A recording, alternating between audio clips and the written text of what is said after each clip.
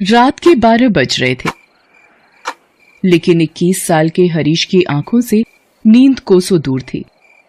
वो इधर उधर करवटें बदल रहा था और काम्या के बारे में सोच रहा था। फिर उसने अपना मोबाइल निकाला और मोबाइल की गैलरी में काम्या की तस्वीर को जूम करके देखने लगा। जैसे जैसे काम्या की तस्वीर बड़ी और नजदीक होती जा रही थी, उसकी सांसें तेज हो रही थी और दिल की धड़कन भी बढ़ रही थी। उफ, कोई इतना खूबसूरत कैसे हो सकता है? ऐसा लगता है कि ईश्वर ने टाइम निकालकर इन्हें बनाया है। काश ये हमेशा के लिए मेरी हो जाए। काम्या के बारे में सोचते हुए हरीश को कब नींद आ गई उसे पता ही नहीं चला। 35 साल की काम्या बहुत ही खूबसूरत थी। उसका गोरा रंग, घुंघराले काले बाल और बड़ी बड़ी आंखें, जो भी उसे देखता देखता ही रह जाता। माँ, मैं कॉलेज जा रही हूँ। आज कॉलेज में कुछ जरूरी मीटिंग है, इसलिए जल्दी पहुंचना होगा। अरे नाश्ता तो कर ले। माँ, मैंने चाय पी ली है, कैंटीन में कुछ खा लूंगी। काम्या अपनी माँ के साथ दिल्ली में रहती है। काम्या ने अब तक शादी नहीं की थी। वो दिल्ली के ही एक कॉलेज में इकोनॉमिक्स की प्रोफेसर थी। अपने सब्जेक्ट में वो बहुत ही माहिर थी, इसलिए कॉलेज के प्रोफेसर के साथ साथ स्टूडेंट्स भी उसे बहुत मानते थे। काम्या आज भी अपने स्टूडेंट्स की क्लास ले रही थी। उन्हीं स्टूडेंट्स में हरीश भी था, जो उसे घूर घूर कर देख रहा था और मन ही मन उनके बारे में कुछ सोच रहा था। इकोनॉमिक्स जैसे बोरिंग सब्जेक्ट्स को भी काम्या मैम कितना इंटरेस्टिंग बना देती हैं। ये खुद भी तो इतनी इंटरेस्टिंग है कि इनसे पीछा छुड़ाना मुश्किल हो जाता है। हरीश काम्या मैम के ख्यालों में खोया हुआ था। तभी काम्या ने उससे एक सवाल पूछा। अब हरीश का ध्यान उनकी पढ़ाई पर रहता तब तो वो जवाब देता। उसका ध्यान तो काम्या मैम पर था। हरीश, क्या बात है? तुम्हारा ध्यान कहाँ रहता है? मैं जब भी तुमसे कोई सवाल पूछती हूँ तुम इधर उधर देखने लगते हो। वो मैम, मैं इधर उधर नहीं देख रहा था, मैं तो आपको ही देख रहा था। आपसे नजर हटती कहाँ है मैम? उसके ऐसा कहते ही पूरी क्लास हंस पड़ी।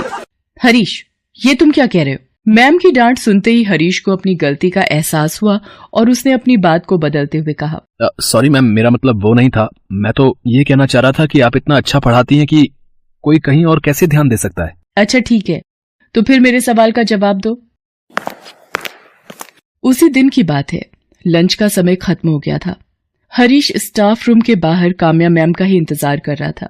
जैसे ही मैम स्टाफ रूम से निकलकर दूसरे क्लास की ओर बढ़ी, पीछे से हरीश ने उन्हें टोकते हुए कहा, एक्सक्यूज मी मैम। हरीश, तुम यहाँ? तुम्हें तो अपनी क्लास में होना चाहिए। मैम, वो मुझे आपसे कुछ बात करनी थी। मुझसे? हाँ बोलो, क्या बात है? उसके बाद हरीश ने डरते डरते धीमे से काम्या मैम से कहा, मैम, मैं आपसे ट्यूशन पढ़ना चाहता हूँ। ट्यूशन? पर मैं तो ट्यूशन नहीं पढ़ाती। तुम्हें कोई भी प्रॉब्लम है तो तुम मुझसे यहीं पूछ लो, मैं उसका सोल्यूशन दे दूंगी।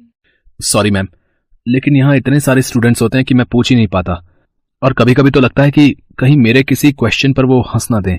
अरे ये क्या बात हुई? क्वेश्चन पूछने पर कोई क्यों हंसेगा? जितनी मर्जी है और सब्जेक्ट से रिलेटेड जो भी सवाल है तुम पूछो। एक बार नहीं, बार बार पूछो, लेकिन ट्यूशन के लिए मुझसे मत कहो। लेकिन हरीश अपनी जिद पर अड़ा रहा और काम्या को इमोशनली ब्लैकमेल करने लगा। मैम, मेरा इकोनॉमिक्स बहुत ही कमजोर है। मुझे लगता है कि मैं इसमें फेल हो जाऊंगा। अगर मैं फेल हो गया तो पूरे कॉलेज और घर वालों के सामने मेरी नाक कट जाएगी। मैम, मेरे पापा किसान हैं। बहुत ही मेहनत से वो मुझे और मेरी बहन को कॉलेज में पढ़ा रहे हैं। उन्हें हम दोनों से बहुत सारी उम्मीदें हैं।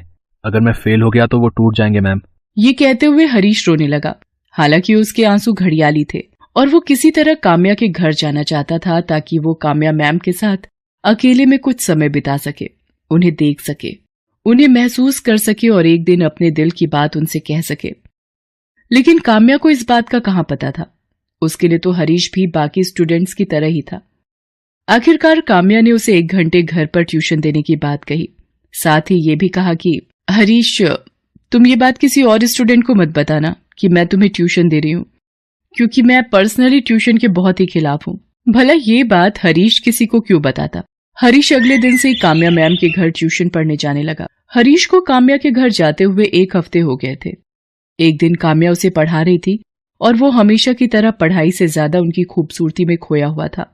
मैम, बुरा ना माने तो आपसे एक बात कहूँ? हाँ बोलो। मैम, आप गलत प्रोफेशन में है। क्या मतलब गलत प्रोफेशन में हूँ? तुम्हारे हिसाब से मुझे किस प्रोफेशन में होना चाहिए था? मैम, आप इतनी खूबसूरत हैं कि आपको तो हीरोइन होना चाहिए था। कसम से, फैंस की लाइन लगी होती है आपके घर के बाहर और उन फैंस में मैं सबसे आगे होता।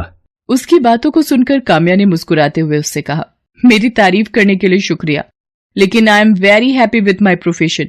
मैं बहुत खुश हूँ। इनफैक्ट मैं बचपन से ही टीचर बनना चाहती थी ताकि समाज में वो बदलाव ला सकूं जिससे समाज ग्रो करे, वो नए सपने देखे और इस दुनिया को खूबसूरत। हरीश काम्या के यहाँ ट्यूशन पढ़ने आता रहा, लेकिन काम्या को अब ये एहसास होने लगा था कि वो पढ़ाई से ज्यादा उसमें दिलचस्पी ले रहा है। एक दिन तो उसने बहुत ही पर्सनल सा सवाल काम्या से किया, आपकी थिंकिंग आपकी ही तरह खूबसूरत है मैम। मैम आप इतनी खूबसूरत हैं तो फिर आपने अब तक शादी क्यों नहीं की? क्या आप किसी से लव करती हैं? उस दिन काम्या ने हरीश को टोक दिया और कहा, देखो हरीश, तुम यहाँ जिस काम के लिए आते हो वही करो। मेरी पर्सनल लाइफ में इंटरफेयर मत करो और ना ही पर्सनल बातें करो। मैं देख रही हूँ कि तुम पढ़ाई से ज्यादा मेरी निजी जिंदगी में इंटरेस्ट लेते हो।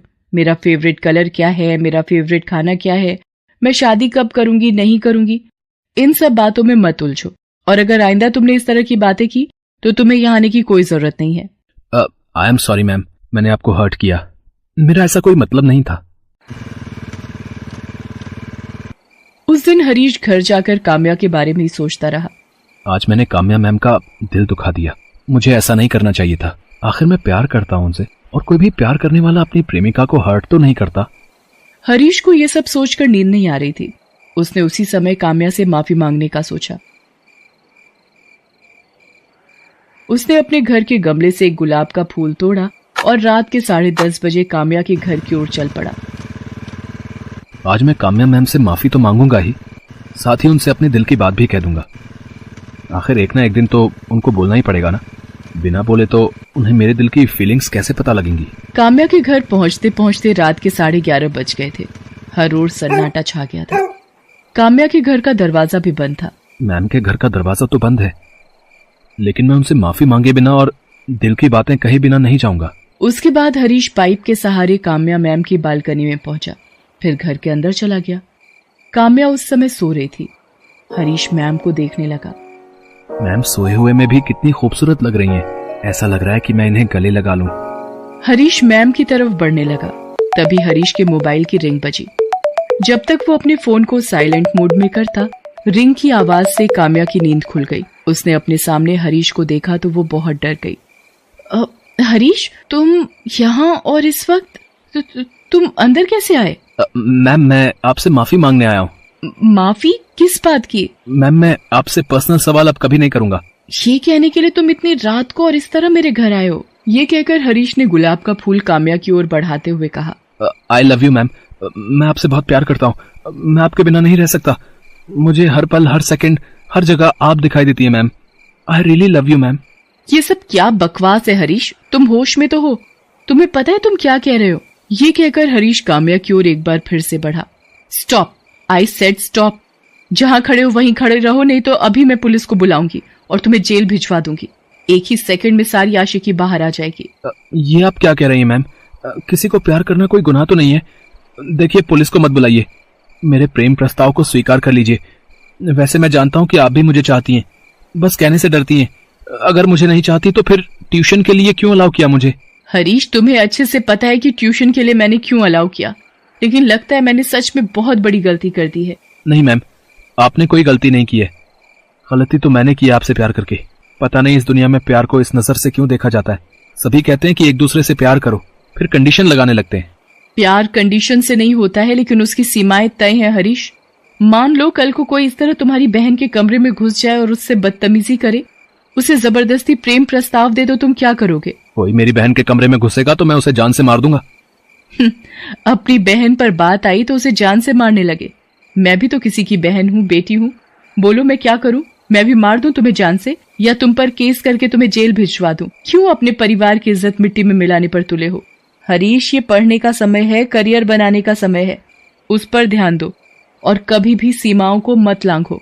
काम्या की बात धीरे धीरे हरीश को समझ में आने लगी। उसे अपनी गलती का एहसास हो गया। उसने काम्या से माफी मांग ली और वापस लौट गया। उस दिन के बाद उसने अपनी पढ़ाई पर फोकस करना शुरू किया और जल्द ही उसकी गिनती अच्छे और इंटेलिजेंट स्टूडेंट के रूप में होने लगी।